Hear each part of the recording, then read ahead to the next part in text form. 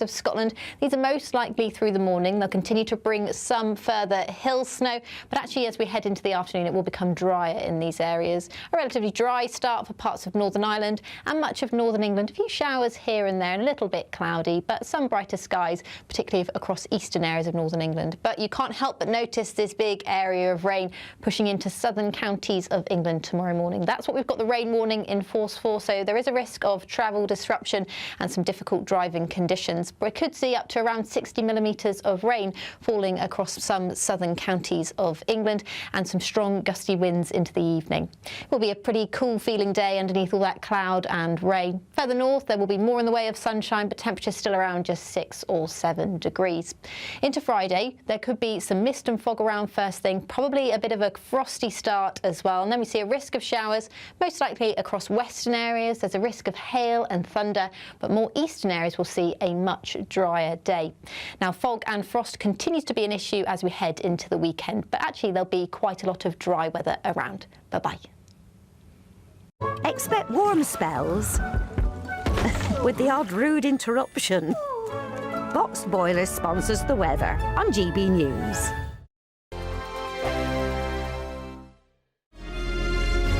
Thank you, Britain, for the thousands of you who are becoming friends of GB News every week.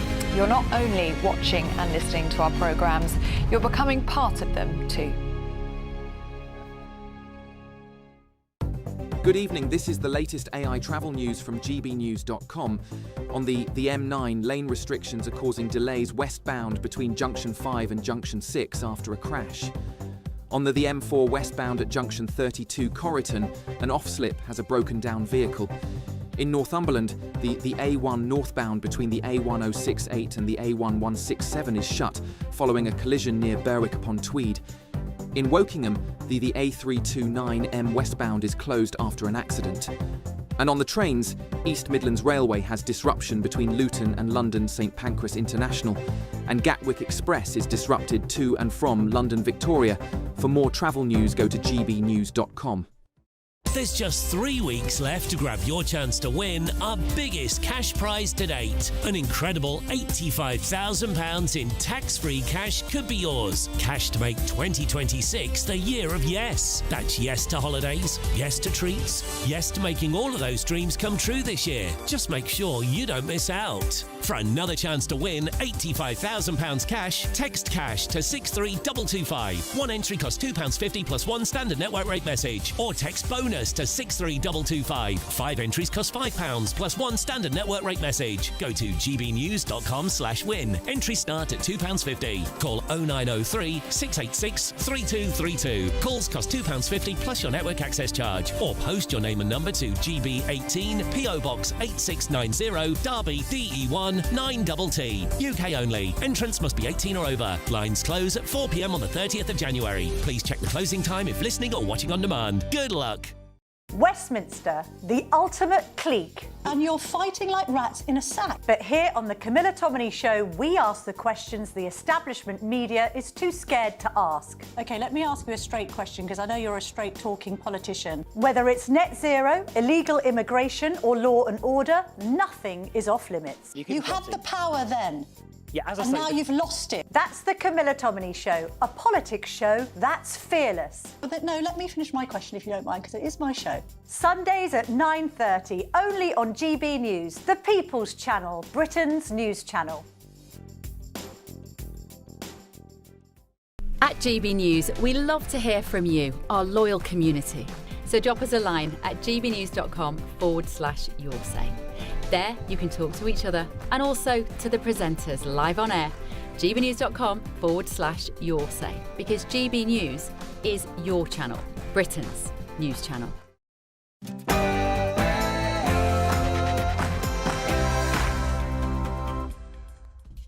Good evening. Calls for the West Midlands Police Chief to go are getting louder and stronger. I asked the question tonight, how on earth is he still there? And we're going to have a look at the surveillance state. This is an article, a clause within the Online Safety Act that basically means Ofcom will be able to check your personal messages on your mobile phone device. I'm really worried about it.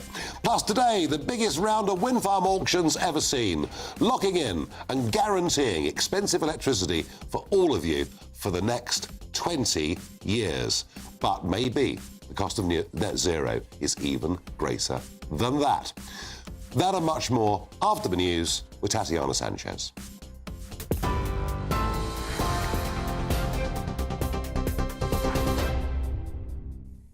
Nigel, thank you very much and good evening. The top stories. The Home Secretary says she doesn't have confidence in the West Midlands Police Chief Constable after a damning report into the decision to ban Maccabi Tel Aviv fans from a match with Aston Villa last year. Craig Guilford has apologised to MPs after admitting he used artificial intelligence to give wrong evidence about banning Israeli football fans. He says AI falsely produced details of a match that never happened, which was then used to justify stopping Maccabi Tel Aviv's supporters from attending the game. West Midlands Police admitted mistakes were made over its controversial decision in a statement this evening, but made no mention of the future of Mr Guilford. The government has scrapped its plans to force workers to sign up to a new digital ID scheme to prove their right to work in the UK. Ministers will still move towards digital checks by 2029, using things like biometric passports, but signing up to a national digital ID will now be optional. The climb down sparked a fiery clash at Prime Minister's questions. The 13th U-turn in just 18 months for Sir Keir Starmer's government. Conservative leader Kemi Badenoch seized on the reversal, accusing Labour of having no sense of direction. Elsewhere, 10 British nationals have been banned from France after engaging in actions to stop migrants crossing the English Channel in small boats. It said the activists, who belonged to a group called Raise the Colours, had been searching for and destroying small boats along France's northern coast and were involved in so-called propaganda activity. Authorities have not released their identities. In a statement, Raise the Colours said it had always maintained that its activities must remain peaceful and within the law, and it does not support violence or any unlawful activity. Meanwhile, 178 small boat migrants have crossed the English Channel so far today, with Home Office figures showing 41,472 illegal migrants crossed the Channel in 2025, a 13% rise from the year before. President Donald Trump has warned Iran the United States will take very strong action if protesters are executed. Human rights groups say more than 2,400 demonstrators have already been killed in a violent crackdown. Foreign Secretary Yvette Cooper has summoned Iran's ambassador and announced new sanctions, warning the true scale of the violence may be far worse than reported. She told MPs the UK condemns the regime for the horrendous and brutal killing of protesters. And finally, elsewhere, the government has unveiled its long-awaited blueprint for transforming rail travel across the north of England, promising faster journeys, new stations and billions of pounds in investment. The Northern Powerhouse Rail project will start with upgrades across Yorkshire before New Liverpool to a Manchester line, with ministers claiming it could add £40 billion to the economy. Sir Keir Starmer says the days of paying lip service to the north are over, but construction won't begin until after 2030. And those are the latest GB News headlines. For now, it's over to Nigel. Take the GB News family with you on any device. As long as you have an internet connection, tune into GB News anywhere on the planet or beyond.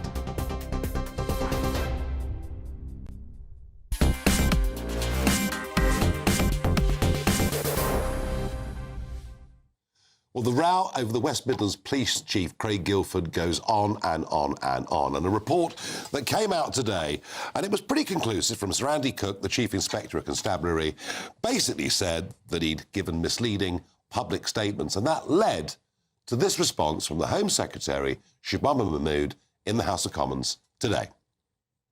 The ultimate responsibility for the force's failure to discharge its duties on a matter of such national importance rests with the Chief Constable. And it is for that reason that I must declare today that the Chief Constable of West Midlands Police no longer has my confidence. Now, you would have thought, of course, that the Home Secretary would have the power to sack one of the 43 police chiefs in England and Wales. Not so, because the Conservatives changed all that back in 2011, all part of devolution, and that power now rests with police and crime commissioners in the case of the West Midlands. It's a guy called Simon Foster, who's a Labour-elected Police and Crime Commissioner, and he's waiting for further reports to come out on the 27th of January. Whether Craig Guilford lasts till then, I'm not sure. But this guy has got form. He's got form. You see, he blames AI. He says, I Googled the Maccabi fans, and on AI, I was told that they were violent, they were racist, they were awful. But actually, I'm going to show you now, this guy's got form. This was him in August 2024, shortly after the atrocities in Southport. Salam alaikum. Good morning, everyone, and thank you to the leaders and elders that have afforded me this opportunity to speak to you personally. There is one tier of policing that applies to all of us, and that means that we police without fear or favour. If there are events whereby the extreme right wing, for example, want to protest or turn up at a location very much unexpectedly or sporadically, please make sure that the police alone deal with those situations. And if you pander to one particular section, if you basically tell them they've got special protections, guess what? Some of them start to behave badly, because a couple of weeks later, these were the scenes in Birmingham. Community leaders have been speaking to the police as well, because... Free Palestine! Free Palestine! Right, I think, apologies for the language you're hearing, but a sense of the anger, I think you can hear there. Yeah, Casey, I think Becky... Truly shocking scenes in Birmingham. Not that it would worry Craig Guilford. He knew which community he supported and very clearly which one he didn't. And actually, the complete ignoring of the interests of the Jewish community came out in Sir Andy Cook's report today. My question is, why is he still there? I wonder whether you at home have got some theories. Tweet #Farage on GB News or email farage@gbnews.com. I'm joined in the studio by Kwasi Kwarteng, regular on this panel, and Jeff Hoon, increasingly a regular on this panel. But to begin, Johnny Gould, broadcaster, Villa fan. It landed on my head, this one. Well, I know. Well done. Very good. And somebody who is deeply concerned about what's happening between communities in Birmingham. Absolutely. How is this bloke still there? Yeah, well, apparently now Simon Foster, as you mentioned, the PCC guy, has to now refer to something called the Accountability and Governance Board on the 27th of January, where we're promised an open meeting. And it's at that point, 13 days' time, that if Guilford isn't gone already, he'll be sentenced presumably to sacking. But surely Shabana Mahmood, revealing today that she doesn't have any accountability, she doesn't believe in this chief constable anymore, means that he's toast. Well, you'd have thought so, but the law was changed. Yeah, sure. Back in 20. This was Kwasi. This was the idea. The idea was we'd have elected police and crime commissioners. They would, because they're elected, in a way be very responsive to local opinion. The idea, which I agreed with at the time. Was it a mistake or not? Well, look, it made sense, because very often the people who are local on the ground are the ones who know the communities. And we used to call it a sheriff, because in America they have elected sheriffs. People know the communities. So we wanted to devolve that responsibility to what are now called police and crime commissioners. And that meant that they had an electorate and they were the ones who were on the ground who knew. In my county in Surrey, we had good police and crime commissioners, and they were people that people could identify with, the voters could see. And they were the ones who took the responsibility. Now, in this case, you've got a situation where the Home Secretary is saying, I have no confidence in this man, which is, in the old days, you've got to go. He would walk. If he had any sense of propriety, he would... No. So, once the Home Secretary says, I have no confidence in you, that's kind of a signal that you've got to walk the plank. Well, I'd have thought so. I mean, I'll tell you what, if we were back in the Blair government days with David Blunkett as Home Secretary, this bloke wouldn't still be there, would he? I think that's clear, and I think he should walk. But I suspect the explanation is a rather simpler one. I read today that the Chief Constable was taking legal advice, and my suspicion is that the Commissioner is having to go through a process that satisfies whatever legal advice he's getting before he takes that decision. If he's seen simply to respond to the public outcry, that might be challengeable in the courts. My sense is that he's got legal advice. The legal advice says, go through a process, then you can decide.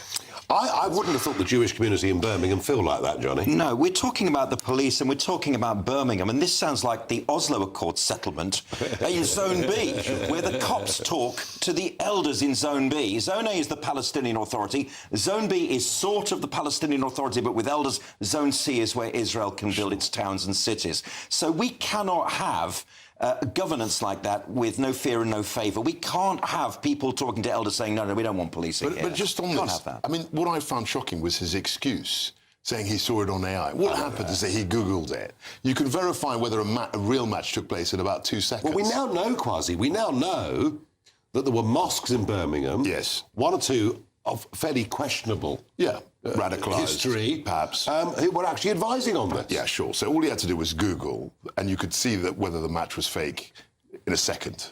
And the Birmingham Jewish community is tiny. The Birmingham Jewish community is 1,500 strong. At its height 100 years ago, there were 10,000 Jewish people. It really wasn't ever a big community. No, not like Manchester. I mean, no, it's not like Manchester or indeed London. So it's declined that much? It's declined that much. There is still Jewish life there. There's a very big synagogue in the city centre. There are a great rabbi and rebbetzin who run it. But ultimately, it's a Jewish community in decline, and they have been gaslit in the worst possible way. Sure. Really terrible. Yeah, Johnny, you clearly feel very strongly about this. But, Jeff makes the argument that, you've got a police and crime commissioner, has to go through the legal process, but isn't it really a matter of what's right and wrong? I was going to say, when law is applied this much, it becomes like a tyranny over the morality and common sense of these issues. And you mentioned David Blunkett before in the Blair area. Yeah, he would have on your bike, son, as Tony Butler used to say in Birmingham. Yeah. Well, I don't know, Johnny. I'm not sure what happens next.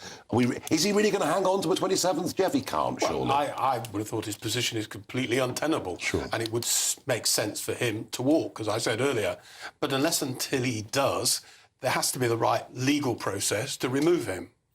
I spoke yesterday, Johnny, to a senior business figure from the West Midlands who suggested to me that throughout the police force, throughout the education system, in the West Midlands, that actually there were some really pretty extreme Islamist influences that have buried themselves pretty deep into our structures. Do you share that fear?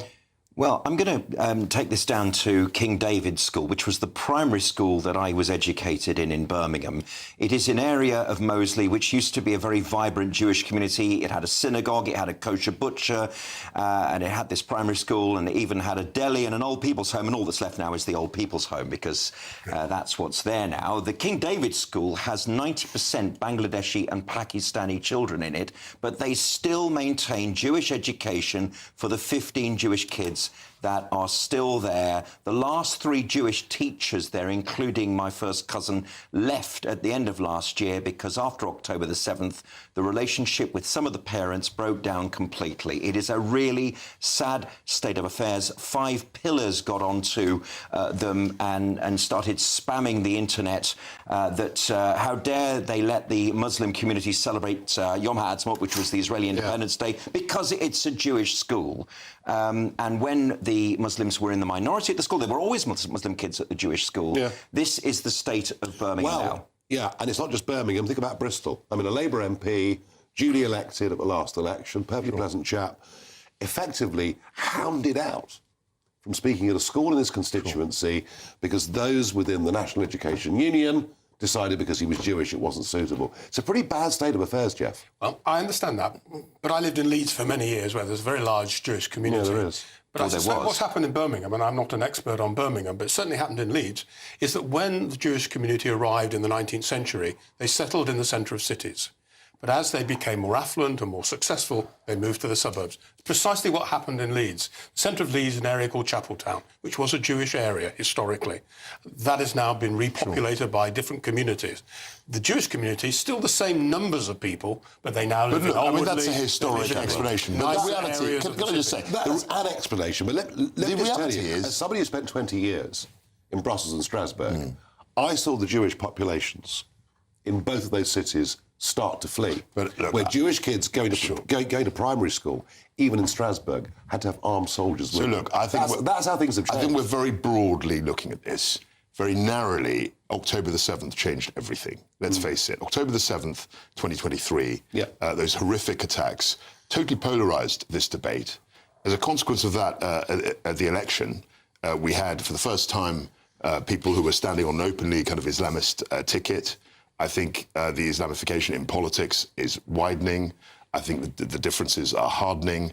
And that single event, only, less than 3 years ago, has really triggered a lot of... Yes, and you've got one very big population and one very small population. It's polarised between what's right and what's wrong. So the Jewish community is under siege and it's declining. And if the Jewish community continues to decline, it won't be because of particularly a persecution, which is going on. It'll be because of sentiment. Is the establishment with us or not? But this is the what point I was decision making, can we make because it for our children? radicalised. I mean, you saw all in American universities, in my old university at Cambridge, there was a huge number, Jeff's old university, there was a huge number of students who aren't necessarily, they're not Muslim and they're not Jewish, but they're very much mobilised on the side of Palestine, on that debate. And I think that's toxifying. It's happening across the West and it's serious. Johnny, happy point to end on. Villa having a great season. Can they win the Premier League? Yes, I think they can, but obviously I'm not being hooked off just yet. We can definitely win the Europa League because Unai Emery, former Arsenal manager, has won it 4 times and lost in the 5th final when he was Arsenal manager. Yes, yes, and more yes. I wish you well with that. Thank you very much indeed. In a moment, we talk surveillance state. The Online Safety Act has a hidden clause within it that actually means Ofcom will have the right very shortly to look at your WhatsApp messages, your Signal messages. Don't believe it? I promise you, it's true.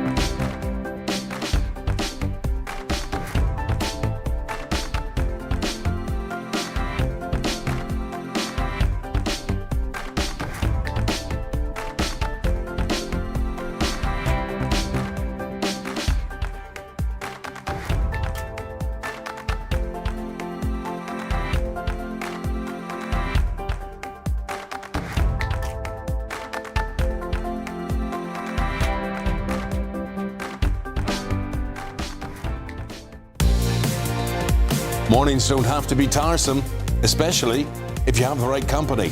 Wake up to news as it happens, opinion and debate, and of course, a little bit of entertainment too. Because when the kettle's on, we're on. That's Breakfast on GB News, a show worth waking up for. Every morning from 6 a.m. Only on the People's Channel, Britain's news channel. We'll spread the news, you spread the word. From the school run to the home run, watch a new show for all of Britain. So he can say whatever he wants. A straight-talking show where all voices are heard. And, you know, when are we going to stop talking about smashing the gangs and actually do it? With the stories that matter from every part of our country. There's a bit of a crash landing there for your Chancellor. Bold, fearless and standing up for you. That's me, Martin Daubney, 3 p.m. till 6 p.m, weekdays, here only on GB News. The People's Channel, Britain's news channel. Westminster's full of talk, but out here, it's the real world. Am I allowed to talk now? No, that's it. This is where it matters, real people and real lives. That's what politics is all about. In fact, has Trump made a good start? No. Straight answers, no spin, and just a couple of pints. How many fingers have I got up? About 10. So join me for Lee Anderson's Real World every Friday at 7 p.m, only on GB News. The People's Channel, Britain's news channel. I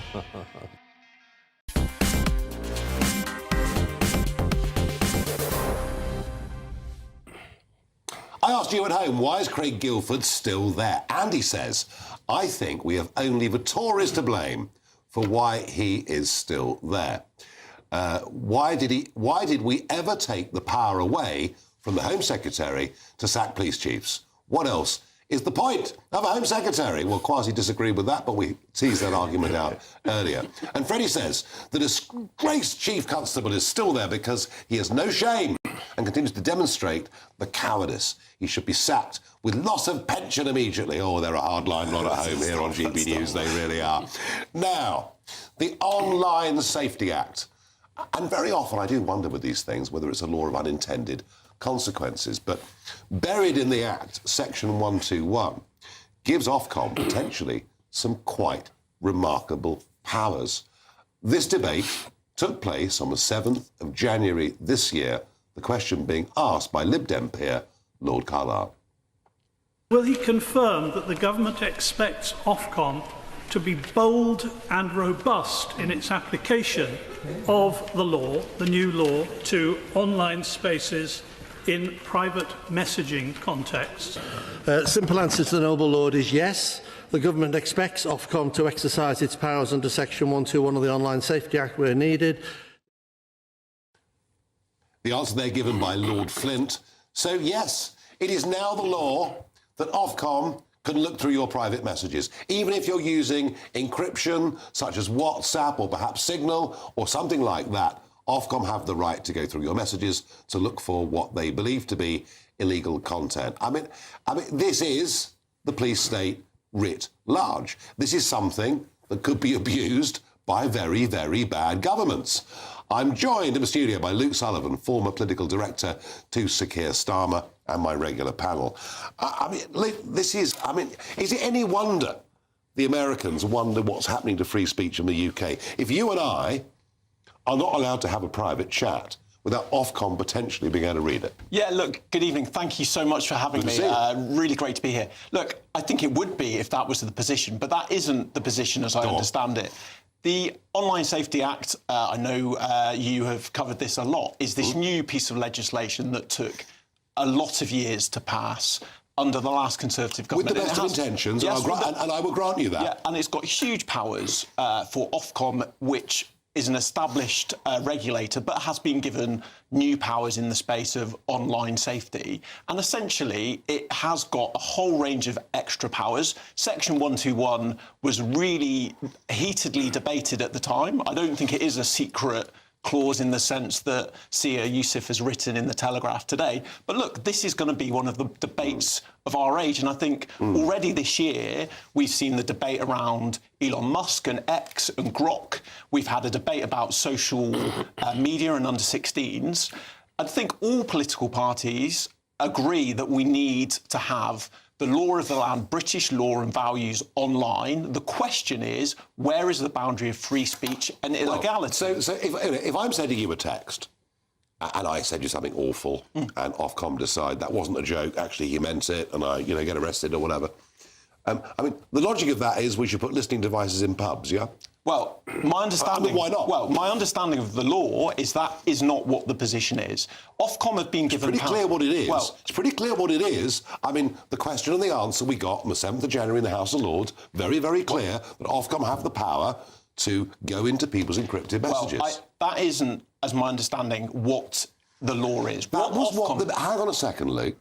The Minister just confirmed that. Well, I think there are two separate points being made here. What the Minister was saying was saying to Lord Carlisle, is it the case Ofcom should use its powers to force messaging platforms, social media platforms, to enforce the law around issues of... Section 121 is very explicit. It covers child sexual material and terrorism. Now, the argument put forward by Sia is a perfectly legitimate one, but I don't think it is an accurate reflection of where Section 121 is. I repeat the point.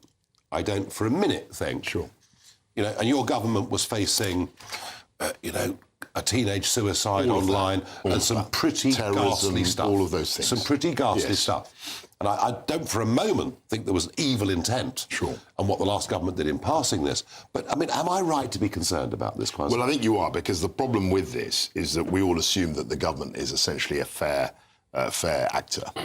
Now, these powers, if there was a government that wasn't as focused on civil liberties, could easily be abused. We've seen all this nonsense with policemen going after journalists or whatever for tweets and things of that nature. Graham Linehan was arrested, by 5 armed policemen. A foreign national for what he said whilst he was in America. Yeah, so we have seen the state, if you want to call it that, police, whoever, overstep their powers in these sorts of instances. And that's where I think a lot of the concern comes from. But you're quite right. On the face of it, the bill is, I don't think, that controversial. I mean, I was in government. We were trying to work this thing up. Because of the explicit nature of the clause. And you've got to remember, this social media thing, relatively, and we're all, I mean, not you, Luke, but we're of a certain age. This has happened over the... Speak for yourself. Well, this has happened very quickly. It's only really in the last sort of 10 years, maybe 15 years, that this has become a live issue. Of course. All the criminals and the bad guys and the pornographers and the predators and the paedophiles are using this technology, and it's only right that government uses legislation to keep up with what's going on. Jeff Hoon. 1 point, Kwasi, this isn't a bill. This is an act of Parliament passed by a Conservative government. It's already done. You're right. And implemented by a Labour government. So it has all-party support in that sense. Perhaps not reform, but nevertheless, it has the support of... I support the intent of it, but maybe not what it leads to. Application, But just go back to what Luke said a few moments ago.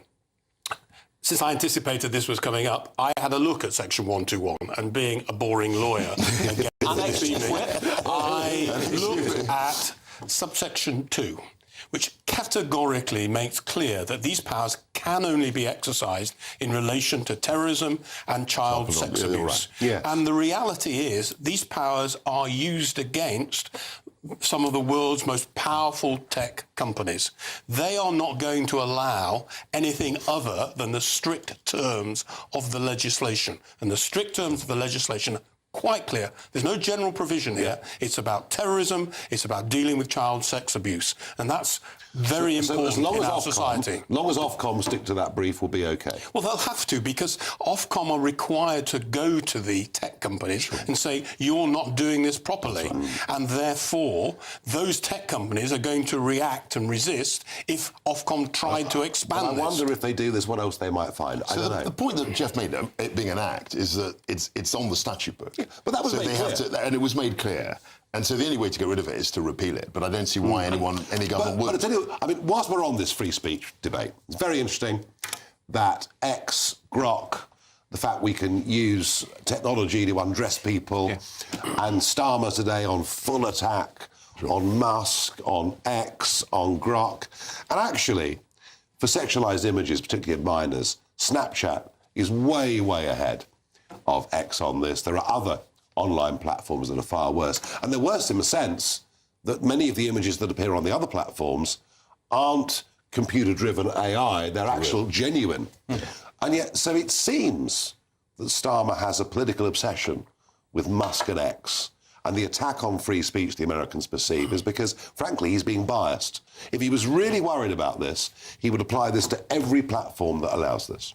Well, I think it's incumbent on Ofcom as the regulator to go after everybody equally. And I think you raise a fair point that a lot of what goes on X, and I think the Westminster bubble is particularly obsessed with X because of Elon Musk being a big figure. And also, look, frankly, whether or not people tweet, they still use X because it's where a lot of journalists breaking news, put views, and it's what is seen. There is obviously other platforms where there are similar issues. Now, I think Ofcom need to make sure that the same approach they're taking to X... And shouldn't the Prime Minister give equal political direction too? Well, because he's not. I think we understand he has asked the question in a certain frame. Like, a lot of the words of his punchiest comments came out of a meeting of the Parliamentary Labour Party. I think I didn't see it today, but I understand he said some things at at PMQs. Look, I think there's added spice because it's Elon Musk, and I think that's that is a way that the story's being covered. Yeah. But the law needs to be applied equally. No, it does. It's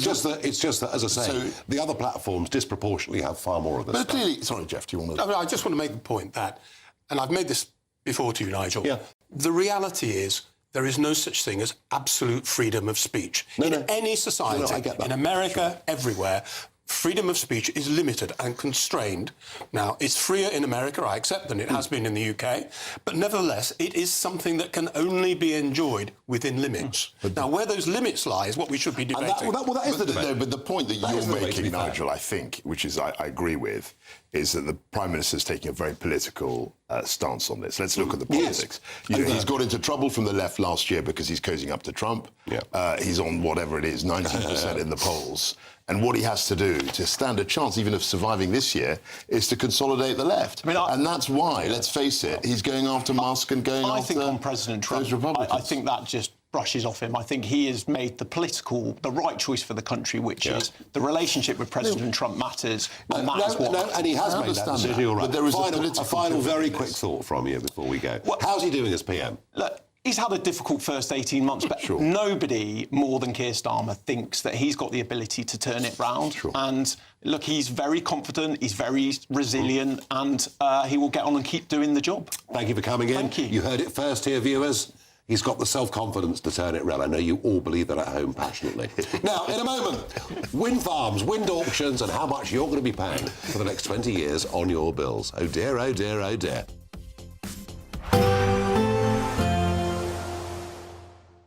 Can't wait to get in that sea. Lovely and warm. Just like the feeling of having great travel insurance. All Clear Travel Insurance sponsors GB News Travel Destinations Forecast. Plenty of fine weather across Europe at the moment, particularly central and southeastern areas. It's mild in Italy with sunny spells, but the one place where it is going to be unsettled on Thursday, Portugal. Heavy rain accompanied by strong winds. That system's going to move into Spain later in the day and affect parts of France. Italy, a few showers towards the north, otherwise plenty of warm sunny spells, temperatures in the mid-teens, and it stays fine in Italy for the rest of the week. All Clear Travel Insurance sponsors GB News Travel Destinations Forecast.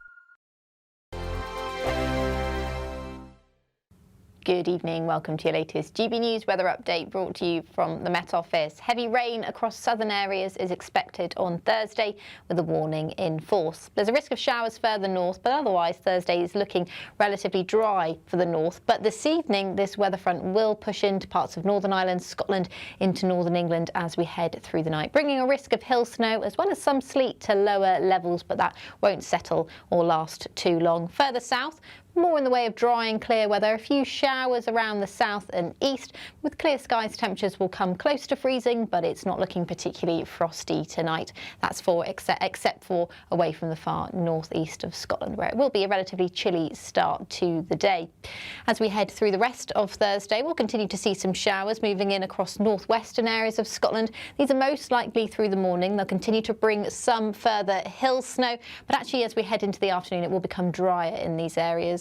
A relatively dry start for parts of Northern Ireland and much of northern England. A few showers here and there and a little bit cloudy, but some brighter skies, particularly across eastern areas of northern England. But you can't help but notice this big area of rain pushing into southern counties of England tomorrow morning. That's what we've got the rain warning in force for, so there is a risk of travel disruption and some difficult driving conditions. We could see up to around 60 millimetres of rain falling across some southern counties of England and some strong gusty winds into the evening. It will be a pretty cool feeling day underneath all that cloud and rain. Further north there will be more in the way of sunshine, but temperatures still around just 6 or 7 degrees. Into Friday there could be some mist and fog around first thing, probably a bit of a frosty start as well, and then we see a risk of showers, most likely across western areas. There's a risk of hail and thunder, but more eastern areas will see a much drier day. Now fog and frost continues to be an issue as we head into the weekend, but actually there'll be quite a lot of dry weather around. Bye-bye.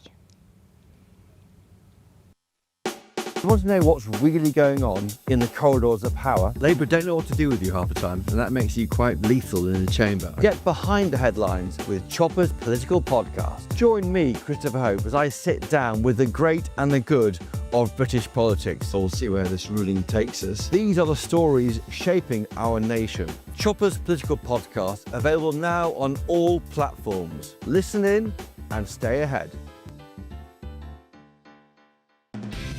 Decisions made in Washington aren't just shaping America, they're shaping Britain too. From migration to global security, from crime to health. Whatever happens in the White House today will be felt in your town or city tomorrow. That's why The Late Show is live from Washington, D.C. Cutting through the politics to show you what it all means for Britain. The Late Show live every night at midnight. Only on GB News, Britain's news channel.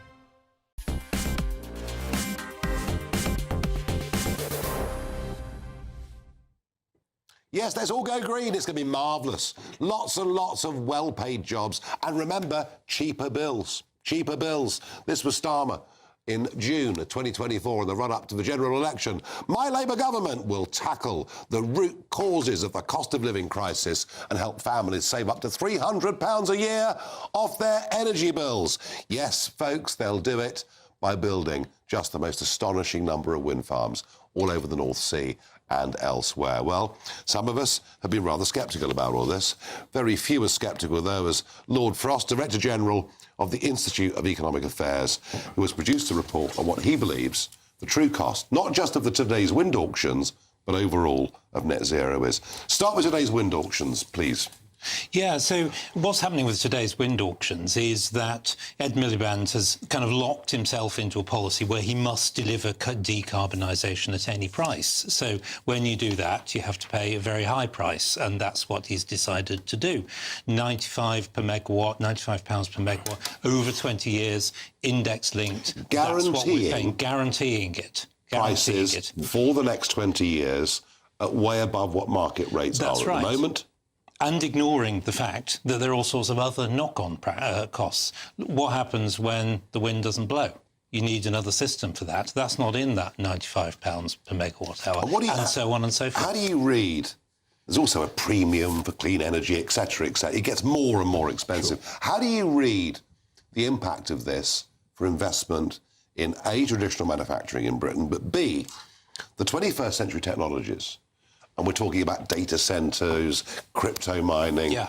I mean, they need lots of cheap energy. I mean, energy goes through every aspect of the economy, obviously, and AI and so on is becoming more and more energy intensive. But there's lots of traditional industries, steel, car, aerospace, all these important centres of our economy have been going downhill in recent years. And one of the big reasons is that energy costs are extremely high by international standards. And so why would you invest here? And you're coming out, as the IEA, with an extraordinary figure that between now and 2050, you think the cost of net zero could be?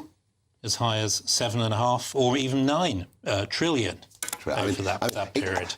Explain to the punters what a trillion is. So, it's difficult to get into your head. It's 1,000 billion. Yeah, that's impossible to understand. These are very large figures. So, a catastrophic act of self-harm. And it's not our figure, I should say. We're simply relaying the figure that is produced by NESO, the system operator. And, what we're trying to say with this paper is that the government is essentially trying to cover up the real cost. These figures, you've got to kind of dig into different bits of the government system to find them. They rest on very dodgy assumptions. And one of the things we looked at is the contrast between what the system operator claims is the cost of certain technology and what it actually costs. You look at solar, they claim it costs 500 per kilowatt to install it. Well, actual solar farms, when you actually go and build them, they cost twice that. And so, Kwasi, you're not, and you were part of this, I was part of this. You actually wrote all this into law. And actually, David was in Cabinet, let's face it. You were in Cabinet. And to be fair to you, I mean, I don't want to disclose too much, you did push back in some of the discussions a little bit, but in the end... But you were enthused by all this. Look, I think that this was something that was... It's all your fault. It's not all my fault. Everything's always my fault. But I think that this is happening worldwide, OK? Wind farms 15 years ago barely existed. Today, China is getting into them. The US is along getting with into lots them. of coal. There's a lot of big supply chain. We can't simply just rip up all the progress we've made on renewables, on new technologies, and just walk away. So do you call deindustrialising Britain and making our viewers at home poorer progress? So what it is, I don't. What it is, Nigel, is we've got a balance. So I've always argued that you've got to have traditional oil and gas, particularly in the North Sea. I think shutting that down is mad. But at the same time, you've got to have nuclear, which we've been pretty slack on, slow. And then you've also got to have renewables. I think we'd all agree on nuclear. We'd all agree on that. Have a mix of it. Jeff, isn't it about time that Miliband woke up and smelt the coffee? This is too expensive, bad for jobs, bad for bills, not clever. I think Ed Miliband's actually done a really good job with this auction because the cost-neutral price was 94 megawatt hours. The actual price was 91. So he's got lots of very serious investors, and these are very tough people in the energy business. Well, most of it's gone to the Germans, I think. They have been prepared to invest, and they have put forward a price which is actually cost-neutral. Now, the other point that I think needs... Well, it's not, though, because there are several add-ons to the price. Well, I think and so it's going to be significantly higher than that. Well, actually, the experts are saying it's going to be lower. And the reason they're saying it's going to be lower, well, hear me out, Nigel, is because the alternative is to burn gas. The cost of building new gas stations will be considerable. And moreover, the difficulty about burning gas is it's finite. It is going to run out.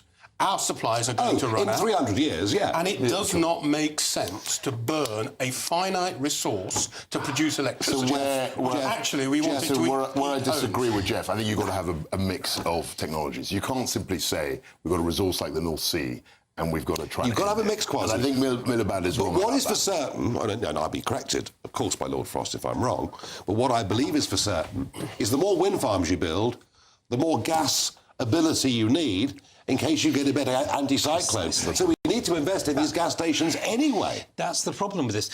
Everybody, it's important to cut through the noise of all the numbers that kind of float around on this and get back to the principles.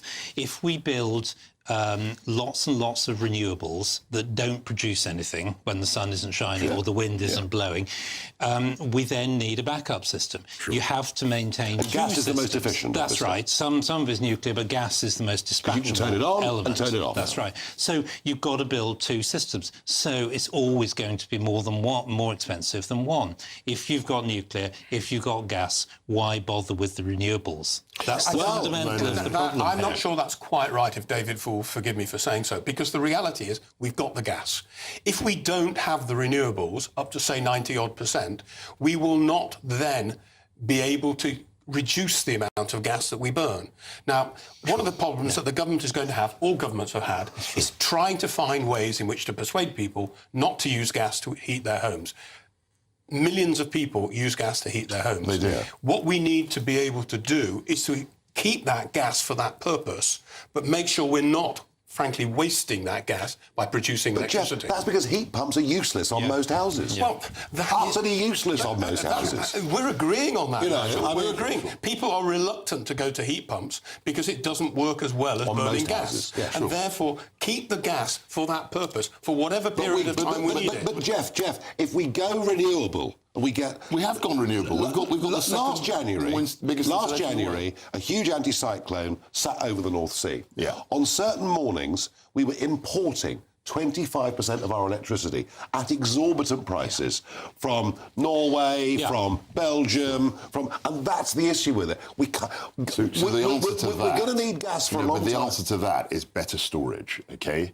Clearly, there's a mismatch, and that's what we're developing. Close the storage. That's what we're developing. Not gas storage. I mean, actual power storage. No, that's what I mean. It costs a fortune. It can't be done. It can be done. Of course, it would be great if it existed. It just doesn't exist. It doesn't exist. We'll end on that point. A practical note. His noble lord has just introduced there that it doesn't actually work. If one day it does, well, goody gumdrops. That'd be marvellous. We're just not there yet. In a moment, we're going to talk pubs. How much did Rachel Reeves know? Did Peter Kyle tell the truth? And did they really, really think about the impact their changes and the revision of business rates would have on Britain's 5,000 pubs?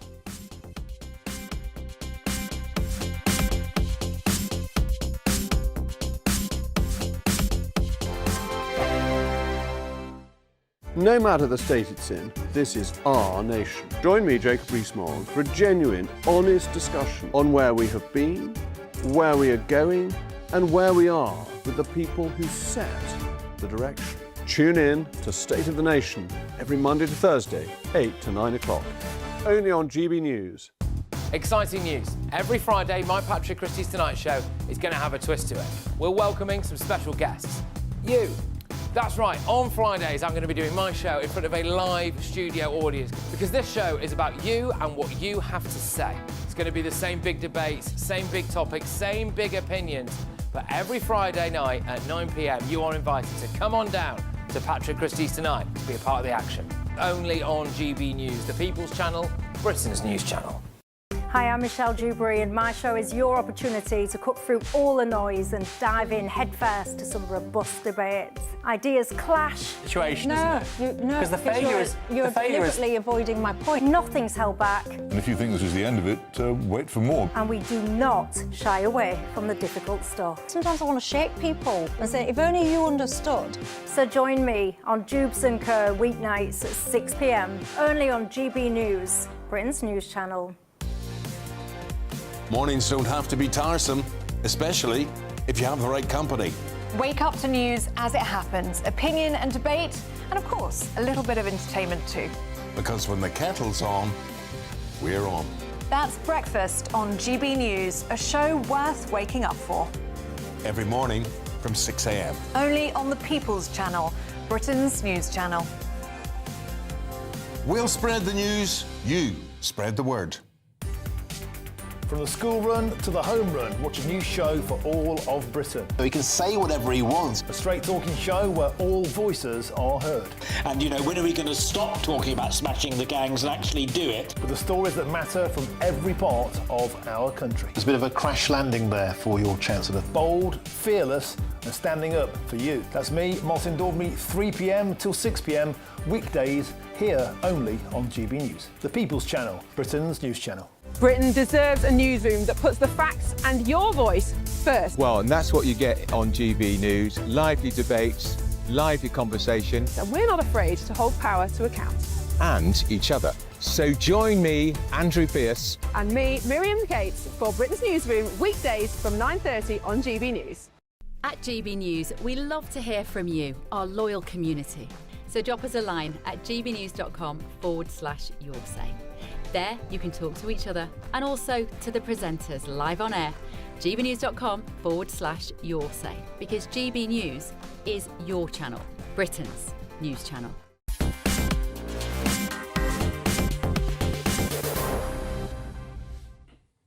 Did the government know at the time of the last budget what effectively a doubling in many cases of business rates would do to Britain's pubs? Well, here was Minister Peter Kyle earlier on this week.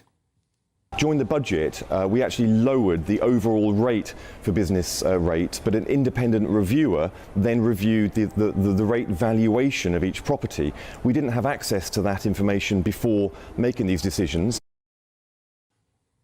Well, I better be polite about it. Peter Carr was misguided and directly contradicted by Jonathan Russell, the Chief Executive of the Valuation Office, who said they made it perfectly clear. Sure. And here was Rachel Reeves today, explaining it all. As that temporary relief comes to an end, although we are putting £4.3 billion of temporary support in, and as those valuations have risen, the tax paid on business rates for some pubs is going up. And that's why I've said, working with the industry, that we are working on additional support for those businesses. I really got no idea what she said there. So, Jeff Hone, whether we agree or disagree with the Blair project and the big fundamental things that were done, I always had the impression that the Cabinet was full of people who actually were quite competent human beings. This is a joke, isn't it? Well, I think that the issue is... Do you agree? Oh, he does! Oh, he does! I got him! I'm trying to get away from the flattery. What I think is important, though, is that we look at this in the round in terms of how you properly support important local community establishments like pubs. Place where In the village in which I live, people go to the pubs, they meet other people from the village. It's a vital part of their social life. I don't disagree with any of that. I agree with all of that. What I'm saying is, did the government actually realise at the time of the budget? Did they realise what the impact would be? Well, they knew that going back to the rates before COVID, because bear in mind Well, Peter Carl didn't. Well, they must have done. The Chancellor referred specifically to the temporary nature of the relief, which was given during the COVID close down. So they knew that going back was going to have a big implication. Sure. And they also, but what he said was that they didn't know he didn't know the impact of the valuation, but the guy who's in charge of the body who did the valuation said that's nonsense. Of course they knew. And there's no way that she would have gone into that budget not knowing what the fiscal impact would have been. It would have been scored. So I think that they're being economical. So Carl just got it wrong. I can't see how he could be right. But here's the thing. Here's the thing. You know, we know pubs are suffering for a number of reasons, but equally, actually, the high street's suffering for a number of reasons. Cafes are suffering. Restaurants are suffering. What does the Chancellor do in a situation like this? Does she just give relief for pubs? And if you do that, do you open the door to an even bigger row? Well, and I think it's very difficult because what we are seeing in that part of industry is actually an overlap between cafes and pubs and restaurants. So it isn't quite so straightforward any longer to talk about a pub.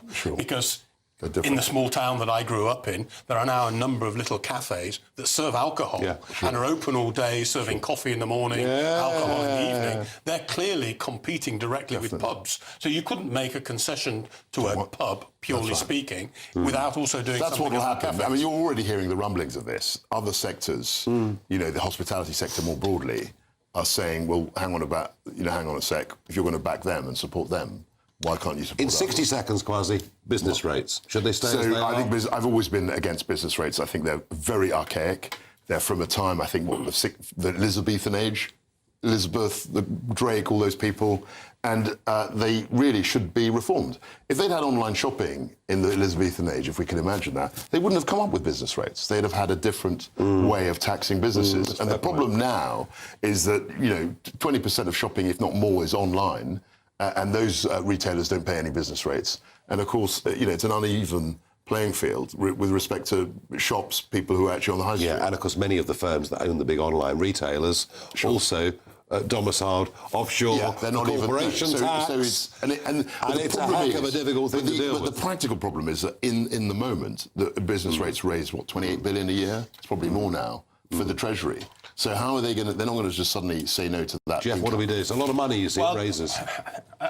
All governments have faced this problem. Rates and council tax, it's a complete mess in terms of valuations going back to 1991 for people's homes, business rates, not clear whether it's going central or local government. It needs a radical reform. But frankly, every government that's come in has talked about making those changes.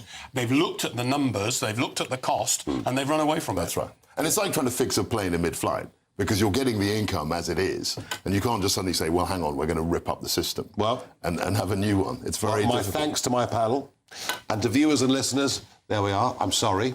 We haven't managed to provide a perfect solution to the issue of business rates, and nor's any government for a very, very long time.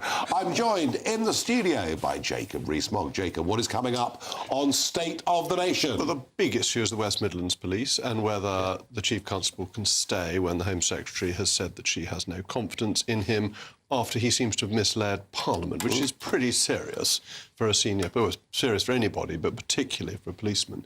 But we're also going to have a bit of fun. You know these crew can people? Have you come across them? They're hilarious. They're very funny, and they've done something on you, and they've done something on me, both of us dancing. So I am proposing a Farage-Rees-Mogg dance-off. And the loser has to join the other's party. So if I win, we welcome you back into the Tory fold. Do you think that is a fair deal? I've done Gogglebox, I've been in the jungle, I've done the Hairy Bikers Ride Again, I've done a lot of reality TV. The thought of Jacob Rees-Mogg and I doing a dance off for a very high price. I have to say, for once, I'm pretty much stumped. I'm going to have to go away. First time I managed that. Lie down in a darkened room and think about it. But they are actually enormous fun. They're very funny, and of course they come from Somerset. Crew can being a wonderful Somerset. But we have to be slightly careful of taking AI imagery just too seriously. As long as we view it as a bit of fun. I agree with that. Then it is a bit of fun. That's That's it. Over and out from me tonight. Back with you tomorrow, live at 7 p.m. But before Jacob's show, let's have a look at the all-important weather.